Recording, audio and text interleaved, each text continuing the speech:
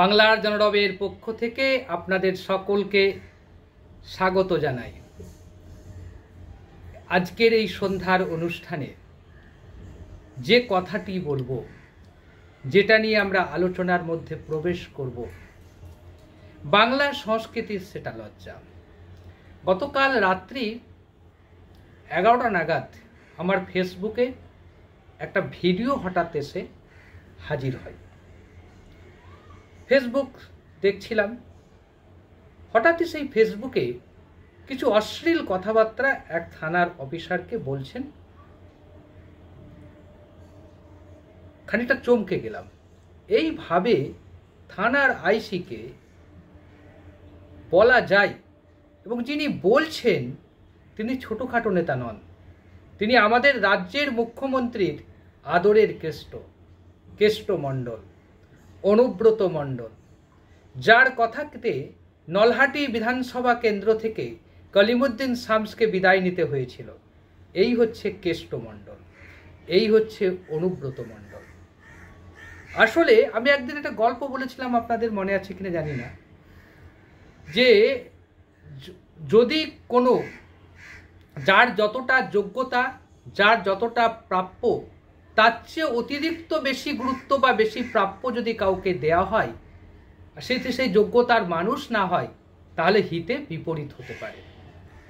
অনুব্রত মণ্ডল একটা ব্লক সভাপতি হওয়ার যোগ্যতা তার মধ্যে নেই। আজকে বলতে আমি আমার কোনো দ্বিধা নেই।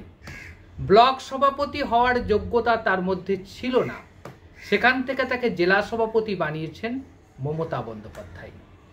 এবং আজকে অনুব্রত মণ্ডল যে অপরাধ করেছে, সেই অপরাধের দায় কোনোভাবেই মমতা বন্দ্যোপাধ্যায় অস্বীকার করতে পারবেন না। একমাত্র তারই প্রশ্রয়ে, তারই সব রকমভাবে অনুব্রত মণ্ডলকে তিনি প্রশ্রয় দিয়ে গেছেন।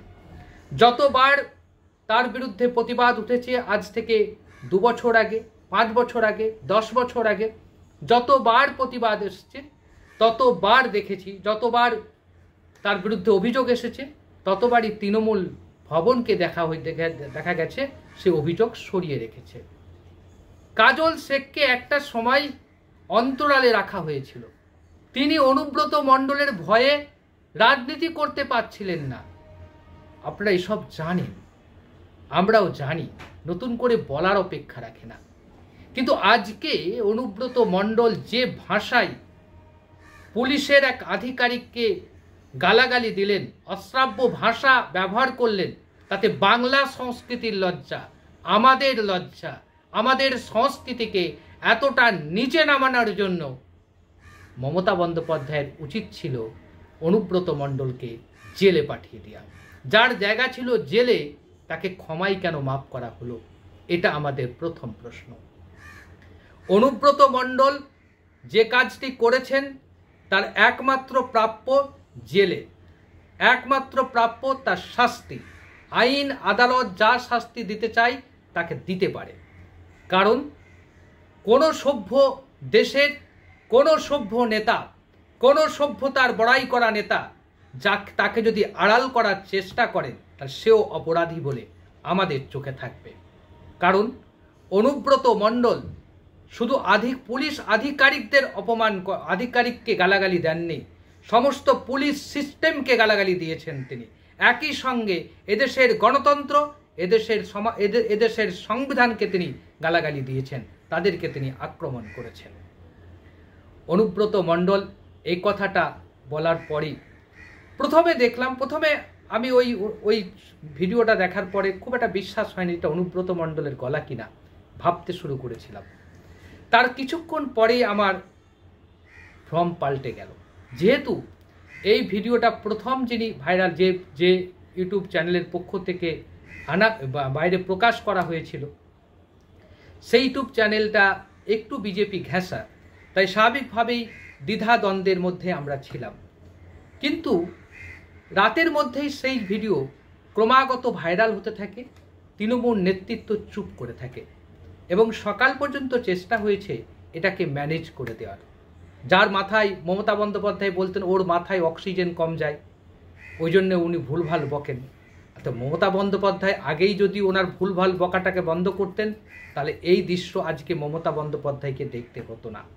মমতা বন্দ্যোপাধ্যায়ের প্রশ্রয়ে, মমতা বন্দ্যোপাধ্যায়ের আশ্রয়ে আজকে অনুব্রত মণ্ডল যা করলেন, মমতা বন্দ্যোপাধ্যায়ের দীর্ঘ রাজনৈতিক জীবনের ইতিহাসে তিনি যতটুকু অর্জন করেছিলেন, সেই সবটুকু অর্জন তার শেষ হয়ে গেল। এটা বলাই যেতে পারে, এটা বলতে কোথাও আমাদের দ্বিধা নেই। কিন্তু দুঃখের বিষয় হচ্ছে এই অনুব্রত মণ্ডল কাছ থেকে তৃণমূল দলের পক্ষ থেকে কি দাবি করা হলো? 4 ঘন্টার মধ্যে ক্ষমা চাইতো। কিসের ক্ষমা? কেন ক্ষমা চাইবেন? কিসের ক্ষমা চাইবেন তিনি অধীশ্বর বীরভূমের, হয় তার জেলে যাওয়ার কথা, তাকে ক্ষমা চাওয়ার গল্প কেন বলা হলো?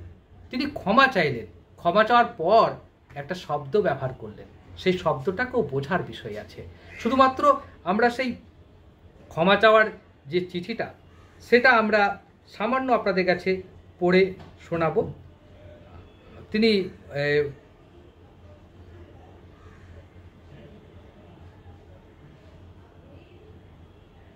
তিনি বলেছেন একটা কথা, রাতে অনেক ওষুধপত্র খাই তো, আমি রাত 10টায় ঘুমিয়ে পড়ি, ঘুমের ওষুধ খেতে হয় আমাকে। সেদিন জানা যাচ্ছে দিন 2 আগে নুরুল নামে আমাদের এক কর্মীর ছেলে আমাকে জানায় যে মেরে ওর হাত পা ভেঙে দেওয়া হয়েছে। তখন আমার মনটা খারাপ হয়ে যায়। আমি আইসিকে ফোন করে বলেছিলাম আপনি যান ছেলেটাকে ছাড়িয়ে আনুন। তখন উনি আমায় একটা অন্য ধরনের কথা বললেন, সেটা এখন বলতে রাজি নয়। তখন আমি নিজের রাগ সামলাতে পারিনি, আমি এই কথা বলেছি, আমি দুঃখিত। আবার 3:10 মানে বক্তব্য চেঞ্জ করা হচ্ছে। 3:10 যে চিঠি পাঠানো হয়েছে, চিঠিতে লিখেছিলেন সাম্প্রতিক ঘটনায় আমি দুঃখিত, দিদির পুলিশের কাছে একবার কেন 100 বার ক্ষমা চাইতে পারি।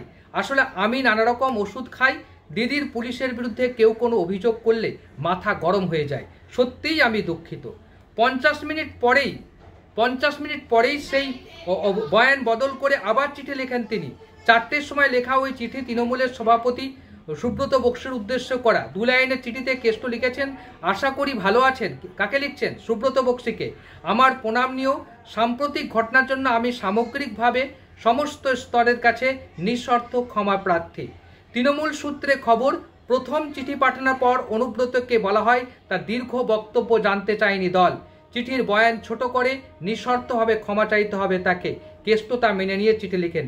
পুলিশ সূত্রে খবর, আইসিকে হুমকি, অশ্লীল ভাষায় প্রয়োগের অভিযোগের অনুব্রতের বিরুদ্ধে ভারতীয় ন্যায় সংহিতায় 224 সরকারি কাজে বাধা দেওয়া, কর্তব্যরত কর্মীকে হুমকি, 132 সরকারি কর্মচারীকে হেনস্থা, 75 শ্লীলতাহানি ও হেনস্থা, 351 হুমকি ধারায় মামলা রুজু হয়েছে। বিকেলে তৃণমূলের দলীয় কার্যালয়ে গিয়ে অনুব্রতকে নোটিশ দিয়ে আসে পুলিশ। জেলা পুলিশ সুপার আমনদীপ জানান অভিযোগ খতিয়ে দেখে কড়া পদক্ষেপ করা হবে। অনুব্রত ইস্যুতে তৃণমূল তথা রাজ্য পুলিশকে খোঁচা দিয়েছেন মানে বিরোধী দলনেতা শুভেন্দু অধিকারী। তৃণমূল যে পুলিশকে তাদের দলদাসে পরিণত করছে, এই ঘটনা তারই প্রমাণ। যে অফিসার ওদের সব কথা মেনে চলেন তাকে এইভাবে তাকে এইভাবে গালিগালাজ করা হয়। তাই আর ক্ষমা চাওয়ার ন্যাকামি না করে কেষ্টকে গ্রেপ্তার করুক পুলিশ। শুভেন্দু অধিকারীর সব কথার সঙ্গে আমি একমত হই না। শুভেন্দু অধিকারীর বিরোধী আমি। শুভেন্দু অধিকারী যে ভাষায় এই রাজ্যের সংখ্যালঘু মুসলমানদেরকে আক্রমণ করেন তাতে আমি নিন্দা জানান, তিনি সংবিধান বিরোধী কথা বলেন বলে আমি মনে করি। কিন্তু আজকে অনুব্রত মণ্ডলের ক্ষেত্রে যেটা বলেছেন, ক্ষমা চাওয়ার ন্যাকামি বন্ধ করুন, গ্রেপ্তার করতে হবে। আমরাও দাবি করছি শুভেন্দু অধিকারীকে শুধু নয়, শুভেন্দু অধিকারীর বক্তব্যের সমর্থন শুধু নয়, একজন এদেশের নাগরিক হিসাবে, সংবিধানের অন্যতম পাঠক হিসাবে, সংবিধানের প্রতি শ্রদ্ধাশীল নাগরিক হিসাবে আমরা দাবি করছি, বাংলার জনরব দাবি করছে, শুধু ক্ষমা চাওয়ার ন্যাকামি করা চলবে না। মমতা বন্দ্যোপাধ্যায়ের যদি সত্যিই সংবিধানের প্রতি আস্থা থাকে, সত্যিই যদি বাংলা সংস্কৃতির প্রতি আস্থা থাকে, আজই রাতেই যেন অনুব্রত মণ্ডল গ্রেপ্তার হয় এবং তার বিরুদ্ধে যথাযথ ফৌজদারি আইনে ব্যবস্থা নেওয়া হয়। এটাই আমাদের দাবি। এই কামনা করে আপনারা কি বলছেন, আপনাদের মতামতের প্রত্যাশা রেখে আজকের মতো শেষ করছি। আবারও দেখা হবে।